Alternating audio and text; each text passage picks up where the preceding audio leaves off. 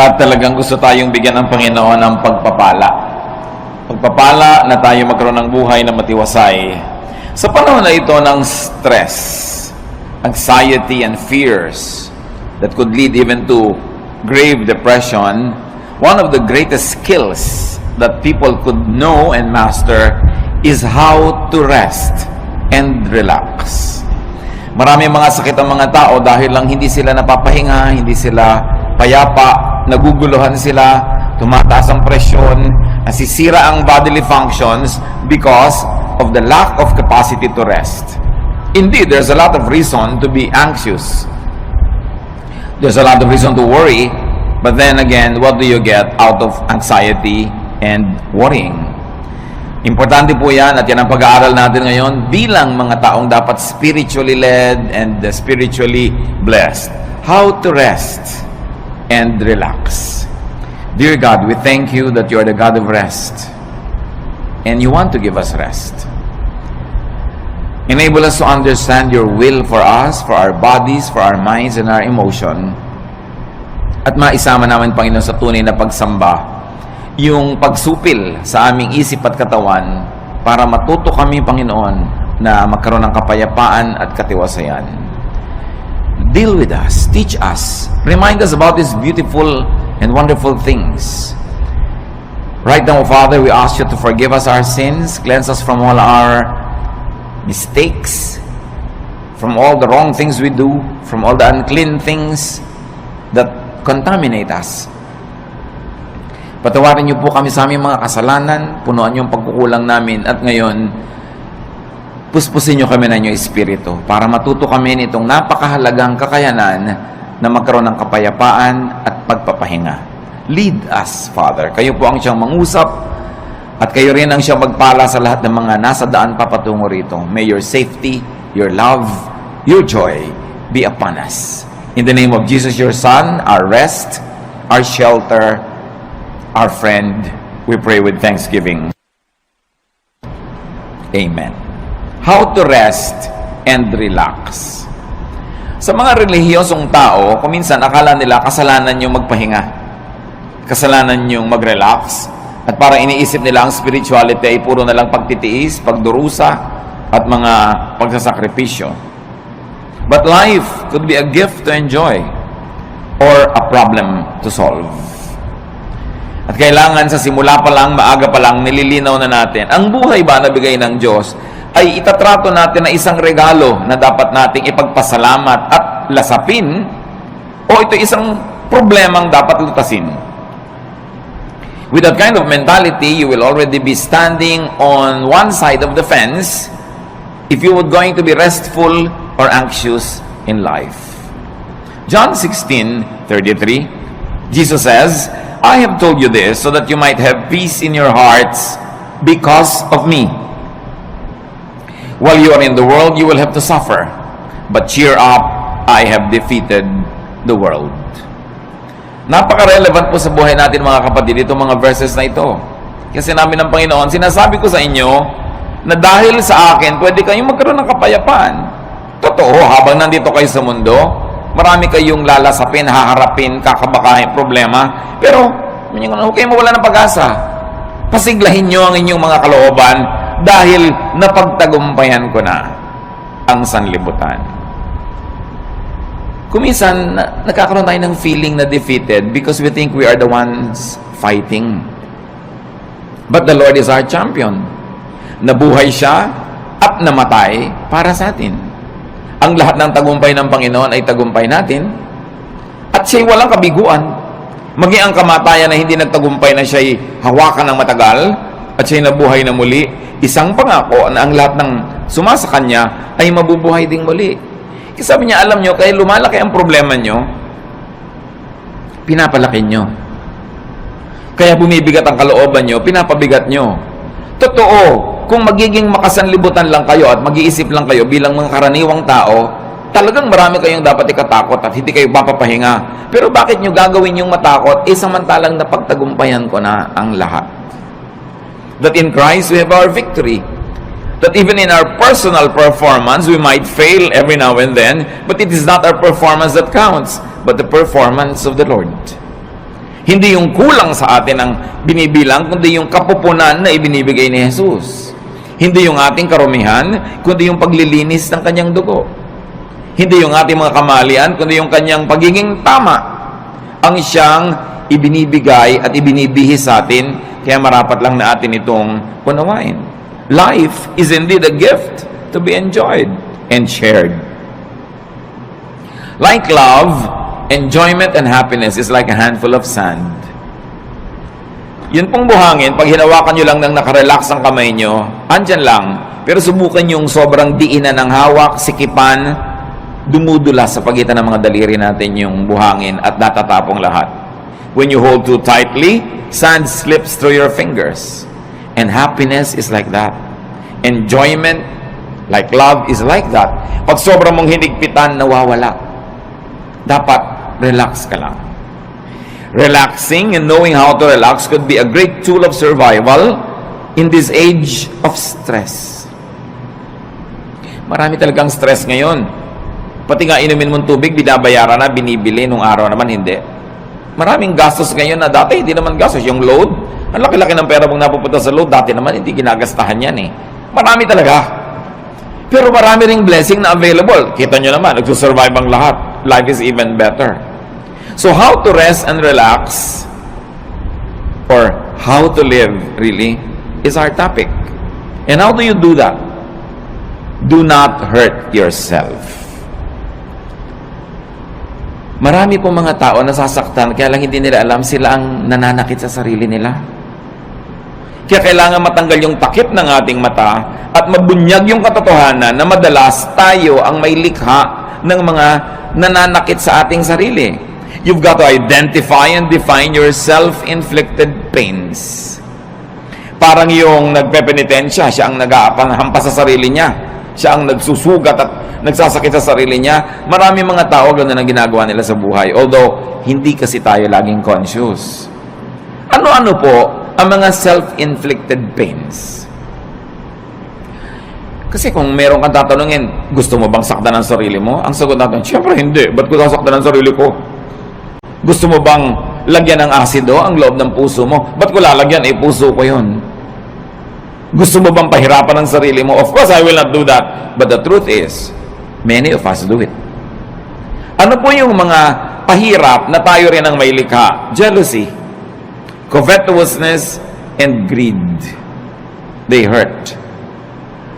Napakalaki ng sugat, hirap, pasanin na ibinibigay sa atin kung tayo ay nagsiselos, naghahangad ng hindi atin, naiinggit, o nagiging sakim.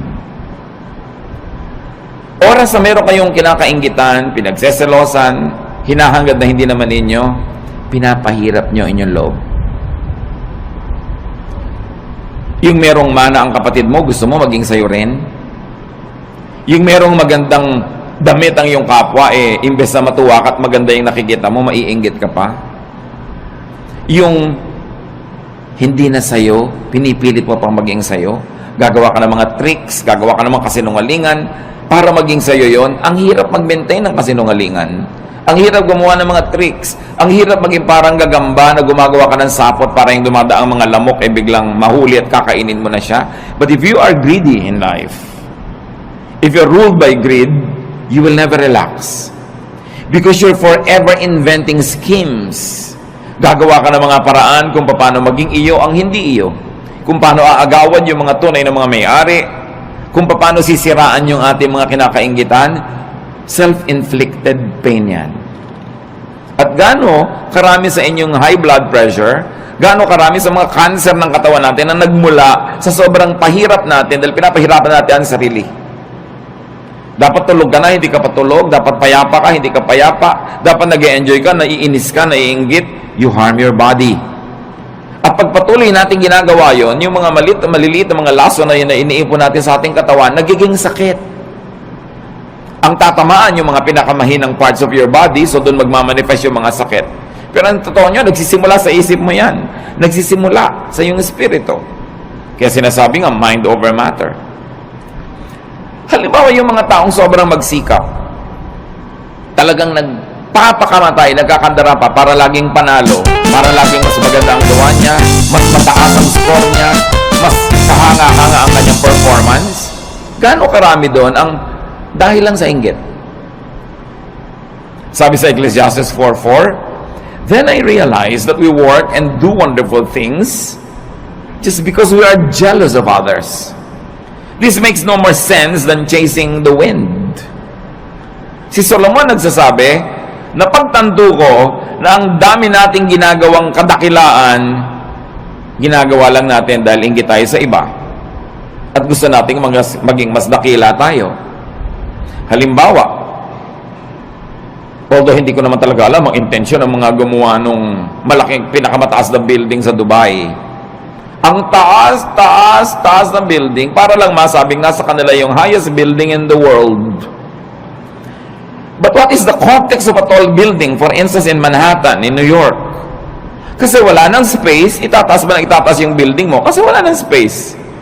Pero sa Dubai, na ang lapad-lapad ng disyerto, na kahit ihiga mo yung building, ang haba-haba, everything is first floor, ang ginhawa sa lahat, pwede dahil may space, ba't mo tataasan para ka lang maging tallest building in the world?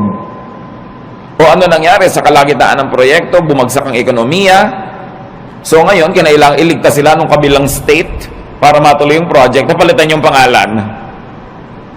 So, ano pa ang mga pinagagagawa natin? Halimbawa, yung mga estudyante, bakit marami sa mga magulang tinutulak ang anak na tumaas ang grade? Dahil gusto ba nating tumalino siya? O dahil gusto lang nating matalo niya yung isang kakompetensya sa grade? Bakit kailangan ang laki-laki ng TV mo? Ang liit ng bahay, lampas na yung TV sa dingding, nakikita na ng kapitbahay yung gilid. Bakit kailangan? Kasi malaki yung TV ni Kumare.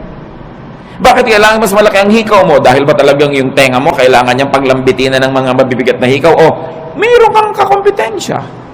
Bakit kailangan mas maliit ang baywang mo?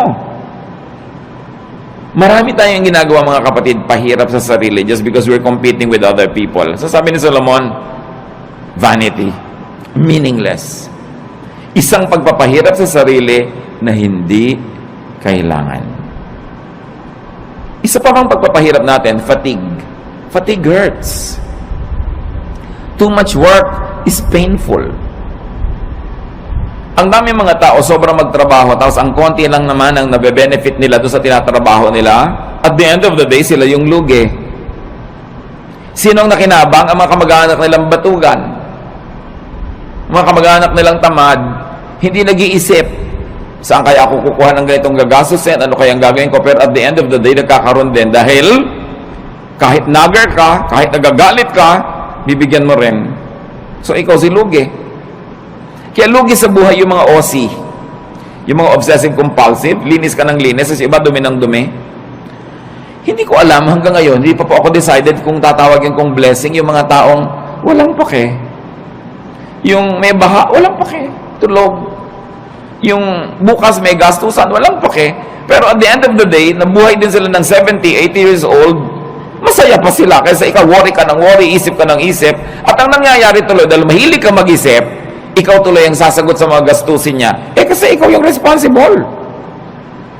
But is that the way to live? Do you want to be like that? You've got to let go of some things. Going against your conscience for the sake of gain hurts. Gaano karami mga kapatid ang ginagawa natin na labag sa ating budhi?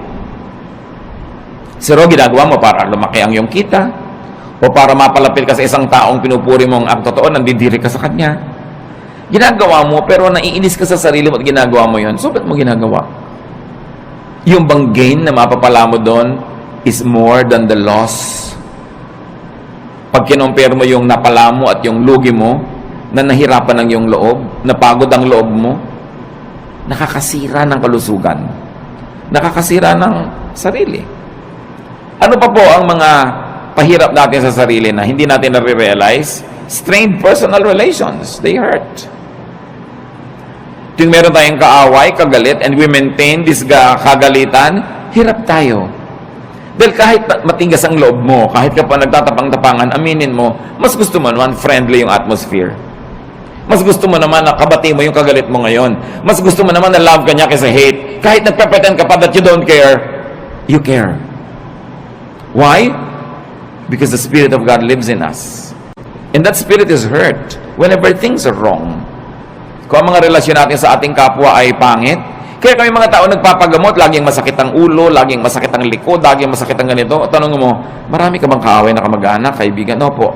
Hindi mo kailangan ng gamot. Makipagkasundo ka lang, baguhin mo ugali mo, gagaling ka. Kaya kami sakit, kahit inumin mo lahat ng isang drum ng mga gamot, kung lagi kang nakikipag-away, lagi kang may kaaway, may gusto kang sugurin, defensive ka dahil may sumusugod sa'yo, magkakasakit ka. Kaya ang Panginoon nagtuturo, forgive, make peace.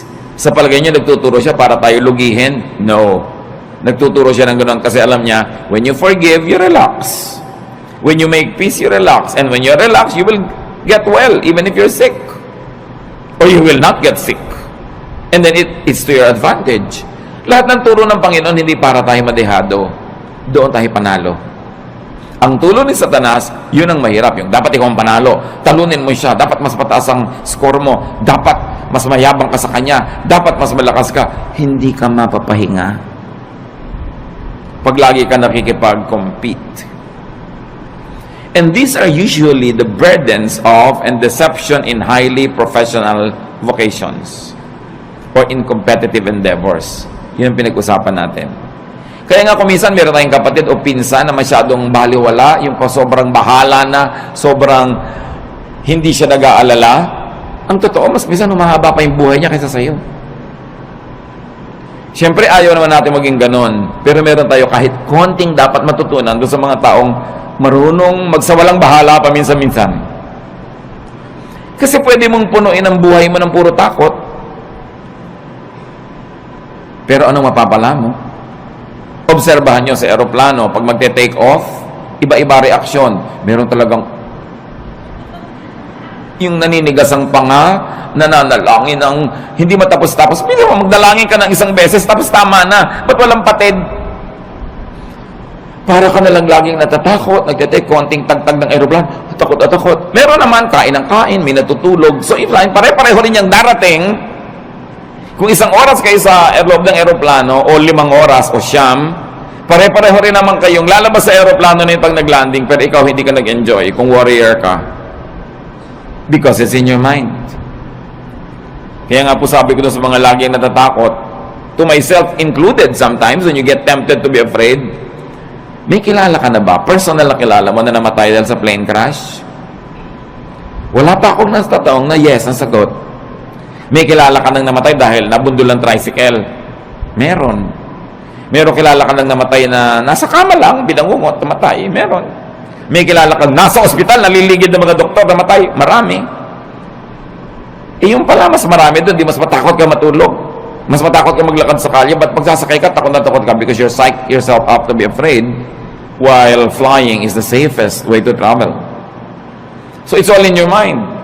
Ba't mo papahirapan na yung sarili? Kung pwede ka naman mag-relax. And besides, kahit mag-worry ka, makokontrol mo ba yung hangin, yung aeroplano? No. So, meron tayo dapat na punto na pwede tayong magsawalang bahala. Total, wala ka rin naman magagawa kahit sikapin mo na bahalain mo yun, hindi rin pwede. Worry hurts. When you worry so much. So, do not worry. Do not play God. Ano pang kinalaman, mga kapatid, ng worrying and playing God? Making things work is God's role. Yung hindi mo control, katulad nun, lumilipad ka na, hindi mo control yan eh. So, hayaan mong God ang mag-isip doon. Colossians 1:17, God's Son was before all else, and by Him, everything is held together. Sa pamamagitan ng Diyos Anak, ang lahat ng bagay ay nagkakakapit-kapit, nagkakalakip-lakip, umaandar ang mundo, umaandar ang sinukob, umaandar ang creation dahil sa Diyos Anak. Hindi dahil sa iyo. So kung meron dapat mag-worry how to make things work, siya, hindi ikaw. Ang dapat mo lamang gawin, yung papel mo. So kung engineer ka, i-check mo kung maganda ang makina ng mga aeroplanong chine-check mo. Kung ikaw ay may papel, gawin mo yun, at pagkagawa mo noon, leave the rest up to God. Kaya mahalaga, ginagawa mo lang yung papel mo. Sabi nga ng Desiderata, the universe is unfolding as it should. Sisikat ang araw bukas, tulungan mo man o hindi. at lulubog yun bukas ng gabi, pigilin mo man. Aandar ang lahat. Mag-global warming kung kailangan mag-global warming. Magkakaroon ng bagyo at aalis din ang bagyo. Babaha at huhupa ang baha. Lahat pa ulit-ulit lang na mangyayari. Hindi mo yung problema kasi hindi ka ang Diyos. Ang problemahin mo lang yung munting daigdig where you move, where you can make a difference, and then leave the rest up to God.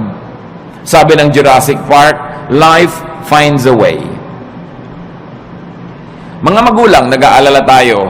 Naku, yung anak ko aaten ng picnic, baka mahulog. Mangangunyapit yun.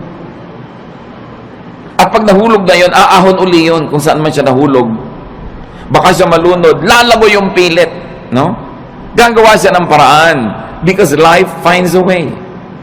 Minsan ang takot ng mga magulang, mamatay siya ng hindi pa matatanda yung mga bata dahil hindi maaalagaan. Aalagaan din nila ang sarili nila.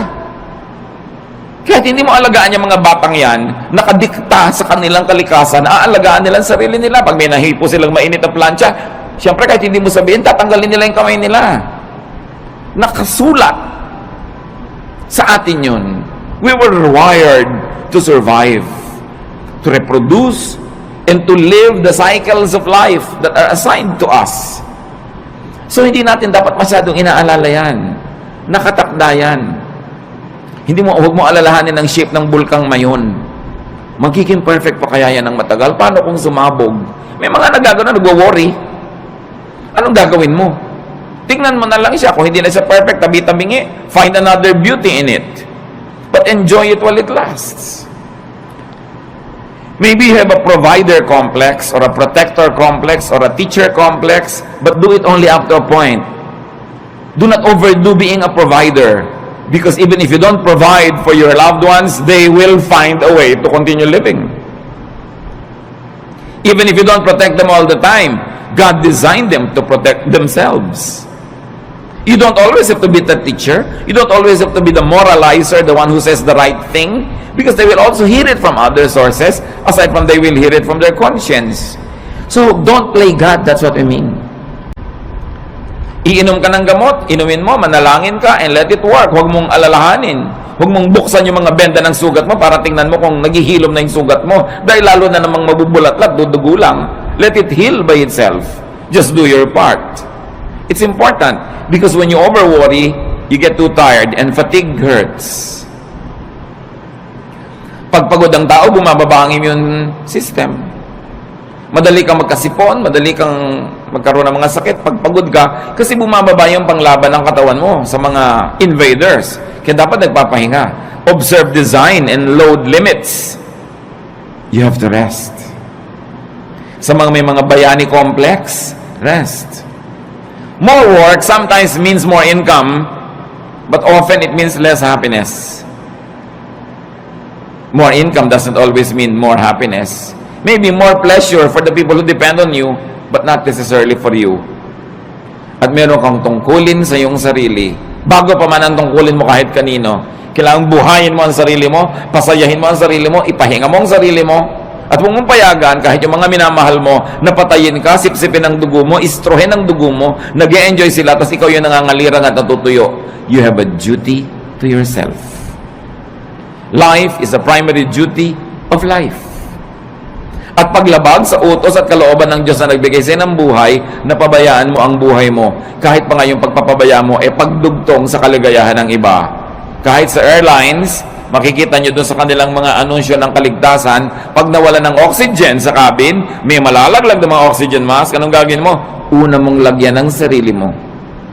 At pag nakakahinga ka na ng tama, at saka mo tulungan yung bata o yung matanda o sino man, you have a duty to yourself. And it's not selfishness. You were wired and created by God to protect the life that was assigned to you to protect. Yung ibang tao, ipoprotect nilang life nila. Sometimes we are overprotective But they will protect themselves because they too were wired to protect themselves. So do not overwork yourself. Rest from overwork. Learn appropriate contentment with what you make. Yung mga iba, lalo mga professionals, may kasabihan nga ngayon, dahil alam niyo sa Korea, South Korea, sobrang modernization at sobrang materialism tuloy dahil puro pera. May kasabihan ngayon doon, a Korean man gets stomach ache when his cousin builds a new house.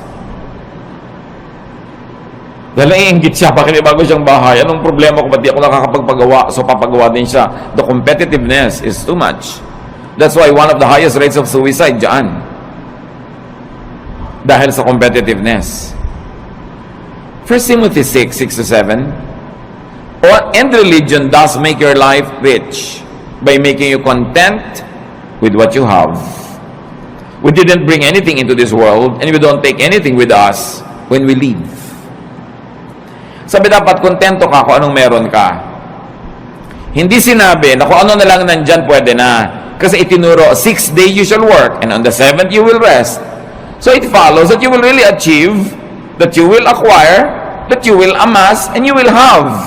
But the point is, be contented with what you naturally have. So kung ito pa lang yung kinikita mo ngayon, ginagawa mo naman yung best mo, huwag mo i-compare sa kita ng iba, to the point that you will kill yourself trying to beat that other person and trying to make more. Kaya nga sa mga highly professionalized fields, totoong-totoo yan, ang daming may ulcer, ang daming may insomnia. So they squander their youth trying to make money, and when they are old, they use all their money to become healthy again. So mahalaga, iniingatan mo yung katawan mo na may limit ang pwede kong gawin. Hindi ako pwedeng lagi nagpapakabayani. Hindi ko laging sosolve ang problema ng daigdig. I will have a healthy level of self-preservation.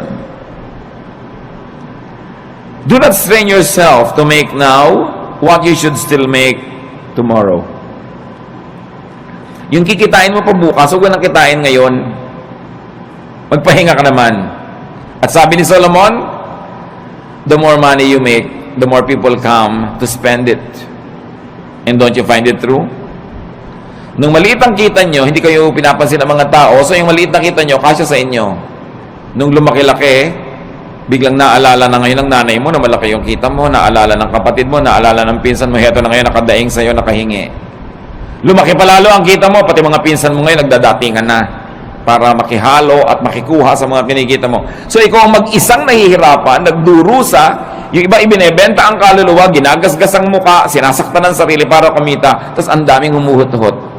Do you like that? Pag marami kang kinikita, maraming makikiparte.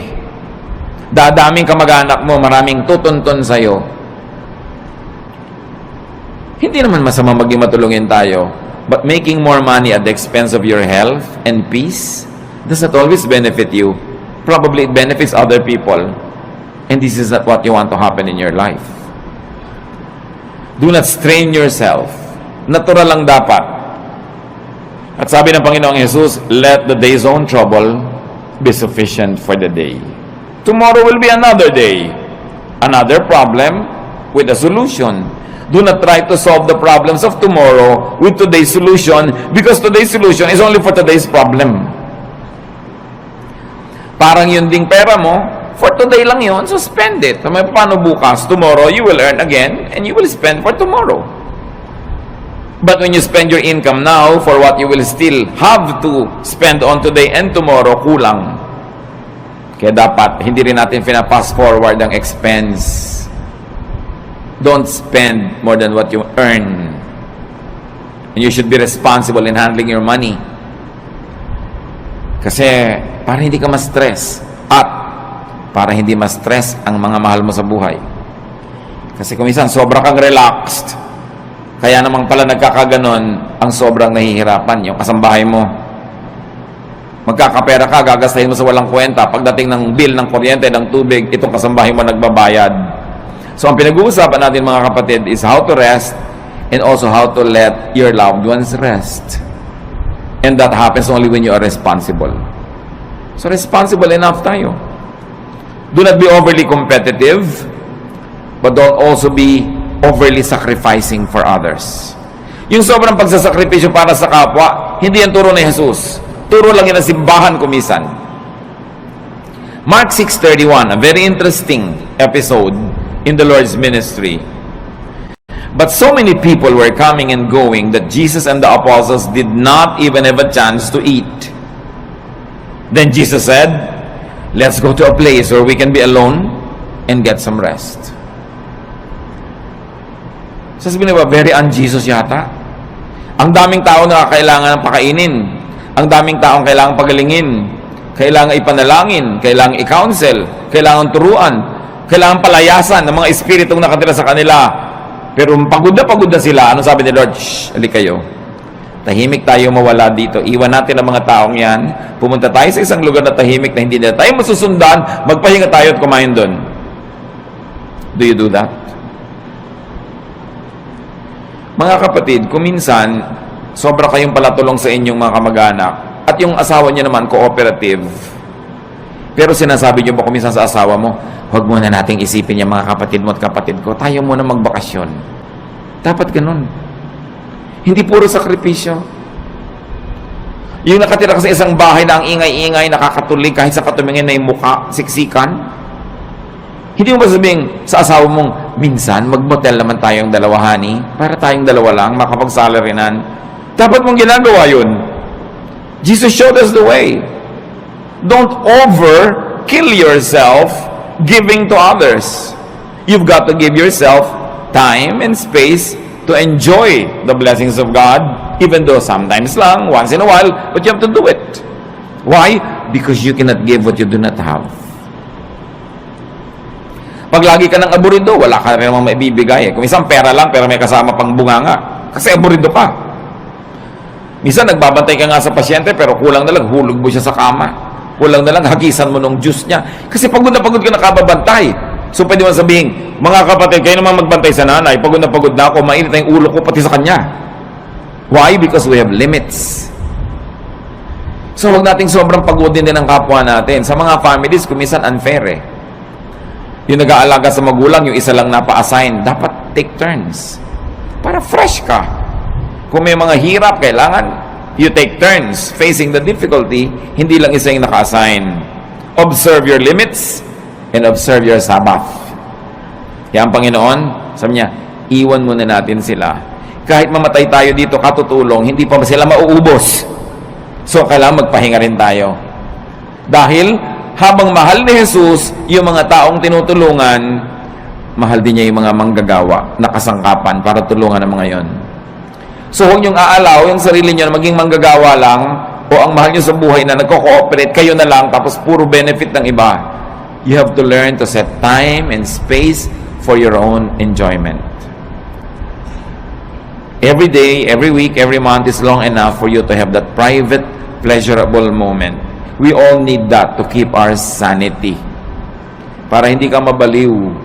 Kaya yung nasosobrahan, hindi ba, kinakausap na ang butike, nakikipag-chess na sa anino, at nakikipagtalo kung sinong nanalo. Why? Wala man lang pahinga. Walang relaxation. Another self-inflicted pain is anger. Anger hurts. Gaano karaming kalusugan natin nasisira dahil nagalit tayo o nananatili tayong galit. Tuwing galit ka, nagdurusa ang iyong katawan. So, ang totoo nun, ikaw nagpaparusa sa sarili mo. Kaya yung magagalitin, mga kapatid, huwag na kayo makipag-away. Yun lang sila nagagalit sa inyo, yun na ang parusa sa kanila. Kasi napakalaking parusa sa katawan, sa isip, sa emosyon na magalit. So, contain or avoid anger. And once more, don't play God. Why do I say that? Because anger is the prerogative of the perfect. Dapat yung perfect lang nagagalit. Yung author ng perfect moral law, pag na-break yun, dapat siya magalit. Siya yung author eh, siya yung Diyos. Yung author ng natural law, siya dapat magalit when it's broken. Pero tayo, hindi naman author eh. Nakikibasa lang tayo. You are not perfect. You are not the author of morality or life. You are just a fellow creature, a fellow beneficiary and traveler, a fellow seeker, in fact, a fellow sinner. Kaya wala kang karapatang magalit. Isipin niyo mga kapatid, ano mga kinakagalit nyo? Kayo ba, Diyos? Ano mga kinakagalit natin? Perfect ba tayo? So may imperfection yung tao, pero perfect ka ba? Besides, you were not designed to be angry. Nung nilikha tayo ng Diyos, hindi niya tayo dinesign na magalit. Kaya pag nagagalit tayo, we go out of the design, we destroy the intentions of the manufacturer, and at the end of the day, we destroy ourselves. Hindi bagay sa atin magalit, hindi tayo dapat nagagalit. Your bodily system goes awry when you get angry. Nagkakasira-sira, nagkakawasak-wasak ang nervous system, electrical and chemical balances of your body naiiba pag nagagalit ka. Kaya mga ibang nagagalit, they become, sabi nila, temporarily insane. Nakakapatay. Traffic altercation, nakakabaril ka ng kapwa, tapos makukulong ka forever. Dahil lang nagalit ka. That's why galit should be controlled. And your bodily system, including your soul, gets damaged when you stay angry. So, dapat hindi magalit, at tapos kung nagalit na, dapat hindi tagalan. Kaya ang sabi sa Bible, do not go to bed while you're still angry. Do not let the sun go down on your anger, which means, huwag mong patagalin yan. Pero yung merong nagdaramdam sa inyo, 7 taon na, gusto nyo bang tumapak kayo sa tamtax at huwag nyo alisin sa talampakan nyo ng 7 taon? Ito yung naglalakad kayo, kumikirot, lumabaon, nagnanana. Higit pa ron pag meron kayong galit na kinikimkim sa puso. Dahil hindi lang talampakan na naapektuhan. Naapektuhan ang inyong puso, ang inyong isip, ang inyong emosyon, relasyon sa kapwa, relasyon sa Diyos, kalusugan. It is foolish to remain angry. So, don't remain angry dahil kayo banal. Pero kung hindi kayo banal, at least be intelligent. Still don't be angry. Because it's not good for you. Huwag kayong magkimkim ng mga sama ng loob. Ibulalas nyo kung kailangan ibulalas, o ipatawad nyo na lang, pero huwag nyong kimkimin. Huwag nyong kimkimin. Nararanasan nyo na ba na mapapadighay kayo, hindi nyo maidighay-dighay? Di ba? Ang hirap kimkimin. Subukan nyo magkimkim ng sinok. Ang hirap. At yung mga kinikimkim pa natin, mga kung ano-ano mga sama ng loob, may LBM kayo, kinikimkim nyo, ayaw nyong ilabas, ano mangyayari sa inyo? Di ba? Alam nyo mangyayari sa inyo? Masahol pa ron ang galit.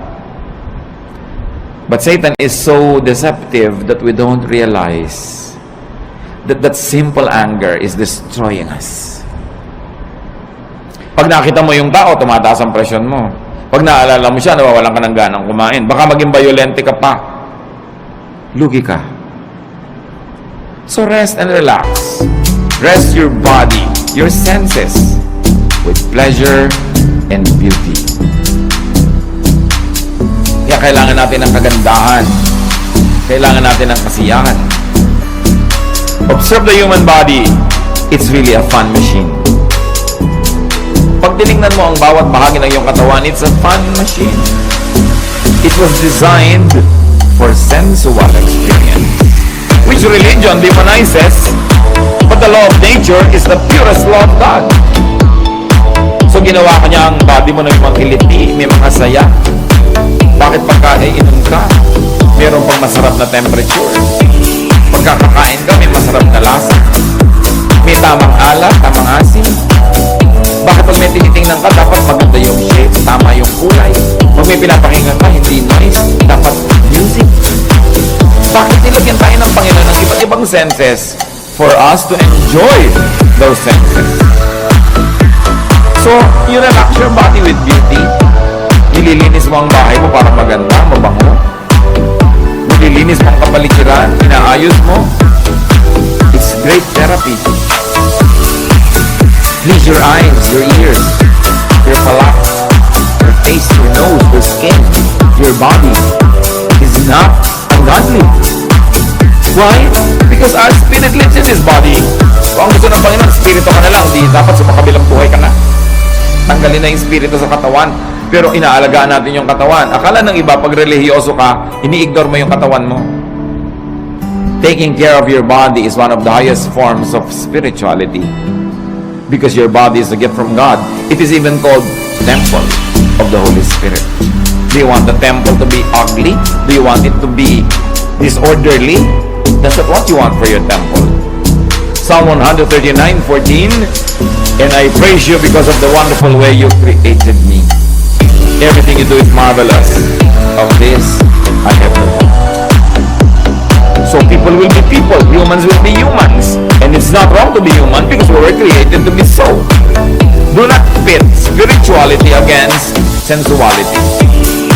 Ang tunay na spirituality, hindi puro pagdidentry at pagdedeny ng senses mo. Inilagay yan for your enjoyment. It is a gift. And in fact, the senses are also doorways to the spirit. Marami mga sensual experiences nagiging pinto para pumasok ka sa spiritual world. Halimbawa, ang ganda-ganda ng worship singing. Di ba natidinig yun ang tenga? But because you hear it and it's beautiful, you are transported in a spiritual way to the point that you say, I heard God. I saw God. I felt God's love. I was ministered to. Na-blessed ako. Tenga pa lang yun. Kaya napakalaking krimen sa mga musicians sa church na hindi nagpa-practice. Kasi, paano mo itatransport yung mga tao to a spiritual level kung tulog mo pa lang nayayamot sila dahil mali? So, imbes ikaw makalimot sa sarili at madala ka sa spiritual level, hindi ka makalimot-limot dahil kitang-kita mo, dinig na dinig mo yung mali. Nagiging critical ka patuloy, nagiging palapintas, nagkasala ka pa. Pero kung maganda talaga yung music, there was a long stretch in my spiritual life na ang talaga nagdala lang sa akin, mga kapatid, kanta ng choir. Umaaten ako ng church na yun ng kung ilang taon, nung isang attendee ako. Bihira naman ako talaga mabless sa message. Boring talaga.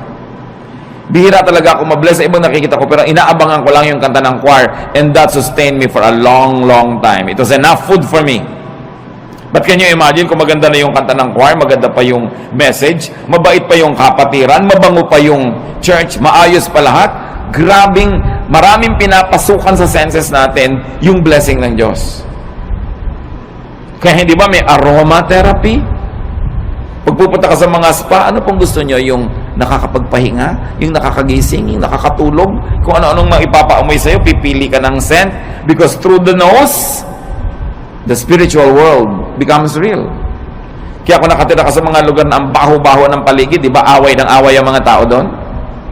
Kasi pag amoy mo, nasa utak mo na agad yung baho. So palagay mo, kung puro baho ang naaamoy mo, babait ka? Ang hirap. So you don't deny the senses and use the senses to rest. So kung makikinig ka ng magandang music, may naaamoy kang mabango, may nakain kang masarap, kahit hindi mahal, mapapahinga ang katawan mo. At yung pahinga na katawan, tinatahanan nyo ng espiritong payapa. Kahit gaano kataas ang espiritu mo, kung nasan yung katawan mo, dun yun pupunta. So kung ang baba-baba ng level ng katawan, nahihila niya pababa yung spirit. Kaya sinasabi, the spirit is willing, but the body is weak. So the body has to be strengthened. With pleasure, with rest, with cleanliness, with righteousness. So indulge your senses. It's an act of union with your Maker. Kung gustong makipagniig sa atin ng Diyos, diyan siya pumapasok sa mga pinto na yan, sa senses natin, at sa ating brain. Kaya yan ang maraming paraan para tayo makakonekta sa Spirito. Your body, after all, is a temple of the Holy Spirit. Ecclesiastes 8:15. So I think we should get as much out of life as we possibly can. There is nothing better than to enjoy our food and drink and to have a good time. When we can make it through, then we can make it through this troublesome life that God has given us here on earth. Ano sinasabi ni Solomon na pinakamatalinong tao sa lahat? You must get the most out of life. You must get the most pleasure. You must get the most fruits. Eat the best when you can. Listen to the best. Have the best. Sabi niya, there is nothing better than to enjoy good food, a good drink, a good time. Why? Because life has a lot of troubles. It had a lot of troubles, it's having a lot of troubles, and it will present a lot of troubles. Iba na yung pinatatag ka na ng napakaraming magagandang karanasan, pampatibay sa'yo, pagka ikaw ngayon ay pinupukol, binabato, itinutulak, ginigiba ng mga pangit na karanasan, meron kang pagkukunan sa iyong alaala ng mga masasarap na mga kanaalaala, payapang mga moments in your life, and it will strengthen you. Kayo mga bata na pinalaki sa kalupitan, sa palo, sa walang pag-ibig, usually buong life halos disoriented sila. Unless kilalanin nila na kailangan nila magpatawad, magbagong buhay, at kilalanin nila yung pagbabago ng Panginoon, all their lives they become a slave of their dark past. Kaya mahalaga, pinapaganda mo hanggang maaari, lalo sa mga bata. Sabi ni Solomon, tuwing makakapag-enjoy kayo, mag-enjoy kayo. Kasi may mga panahon, kahit may pera kayo, wala kayong gana. Makakabili kayo ng pagkain, pero magaan lalamunan nyo. So ngayong may pambili kayo at meron kayong gana, eat. Bata kayo, kaya nyo yung mamasyal, pumunta doon, gawin nyo yun. Basta binabalansin nyo lang ng tamang pagtatrabaho, responsibility, faithfulness to God. Meron ka ngayong kakayanan na mag-enjoy, enjoy it. Dahil ang bukas hindi mo alam kung pwede mo pang ma-enjoy. Food and drink and good times need not be expensive. Food and drink and good times need not come from damaging toil and overwork, and it need not be paid for with a damaged body and a bruised soul. Hindi totoo ang chismis na kailangan mo pa magkasala, magnakaw, gumawa na masama para ka mag-enjoy sa buhay. Maraming bagay na libre at maraming bagay na hindi naman mahal. Ang kailangan lang baguhin natin attitude. We must remove from our value system the notion, the mistaken notion that spirituality means suffering all the time. If God likes you to suffer, bakit niya lagyan ng nerve endings ang iyong katawan that is meant for enjoyment? Because God likes us to have a good life. No eye has seen, no ear has heard, no mind has conceived what God has prepared for those who love Him. Another way to relax and how to live is to rest your spirit by doing good. Ephesians 2:10, we are God's workmanship, created in Christ Jesus to do good works, which God prepared in advance for us to do. Sabi, likha tayo ng Diyos. Nilikha kay Jesus para gumawa ng mga mabuti, at yung mga magagandang gawain natin, inassign na noon pa man, bago pa tayo sinilang. So may assignment tayong lahat na gagawing mabuti. At pag hindi nyo ginagawa yon, may bahagi na inyong puso na lamukot, lukot, tiklop, pipi, nagdurugo, nasasaktan, may kirot. Kasi wala ka sa design. Dapat hanapin mo, kapatid, ano yung assignment mo sa mundo, anong mission mo. Sa buong buhay, sa isang taon, sa isang buwan, sa isang linggo, sa isang araw, sa isang oras, nag-iiba-iba yung mission na yun. Lagi ka lang sensitive. Anong maganda na pwede kong gawin ngayon, ang assignment ko kay Lord? Gawin nyo. Sasaya kayo.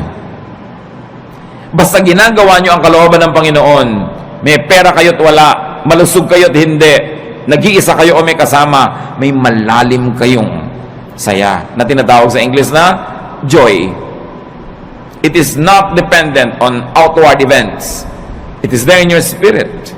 Pero pag alam nyo kung ano yung mabuti nyong dapat gawin, tapos maang-maangan kayo, inignore nyo, di nyo ginawa, kahit may pleasure kayo, kahit may pera, kahit maganda yung kapaligiran, may nagluluksa sa inyong kalooban na hindi nyo pwedeng itanggi at ipatwa. So, ang pinakamabuti sa tao, maging totoo sa espiritu, maging totoo sa sarili.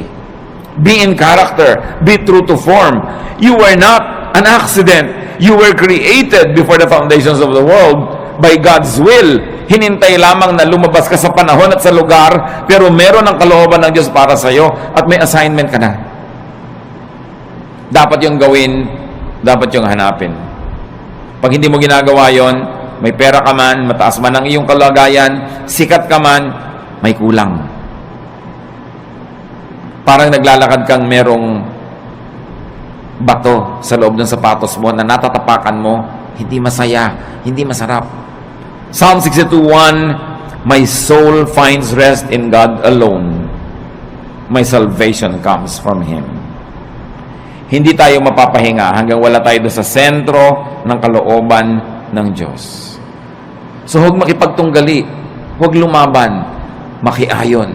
flow with the Spirit of God, enjoy the trip, enjoy life, do what you have to do good, be righteous, and then meet your Maker when time comes. There will be no regrets when you have lived a full life. Nabigyan mo yung dapat mong bigyan, nakain mo yung gusto mong kainin, which of course entails work. You have to work, you have to earn it, so that you will have something for yourself and more to give away. Kasama tunay na espiritualidad ang pagtatrabaho, yung pagiging responsible, but don't be overly responsible because you will only be full of stress. Marunong ka dapat magsara ng dapat isara, lumimot ang dapat limutin, magpatawad ng dapat ipatawad, para nakapahinga ang iyong kaluluwa. Pero mahalaga, punuin ang buhay ng mabubuting gawa. Revelation 20:12, I also saw all the dead people standing in front of that throne. Every one of them was there, no matter who they had once been. The book of life was opened. The dead were judged by what those books said they had done. So lahat ng ginawa natin, ginagawa, gagawin pa, nakalista, at magiging basihan ng final judgment. Doing good places you in the path of God's blessings. Doing good gives balance and peace. Halimbawa mga kapatid, nalilito kayo, gagawin ko ba mabuti o yung hindi mabuti? May masama sa akin, gagantihan ko ba ng mabuti o ng masama rin? Huwag na kayo malito. Gawin nyo na lang yung mabuti. Because God is a perfect accountant. Marunong siya mag-debit, credit, balance. Halimbawa, meron kang ginawa ng mabuti na hindi mo naman dapat gawan, sumobra. Sa palagay nyo, hindi ibabalik sa ni Lord yung sobra. Pero meron kayong dapat gawa ng mabuti, pero kulang ang ginawa nyo.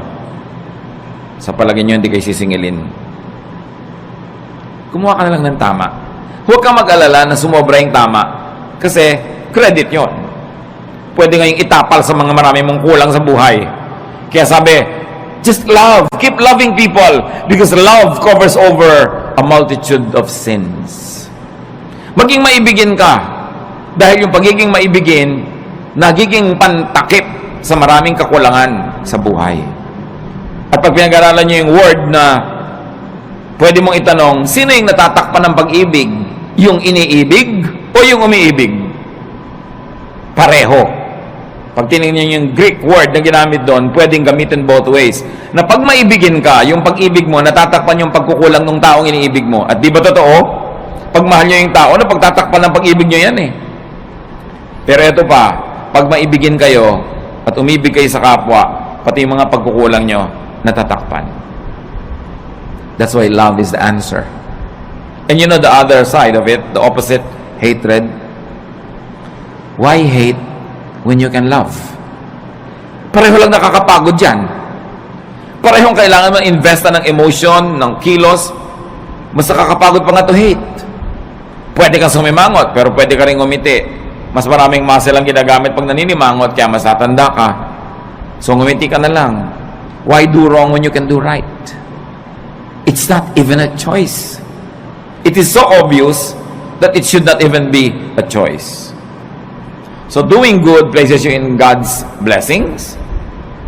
And doing good is powerfully therapeutic.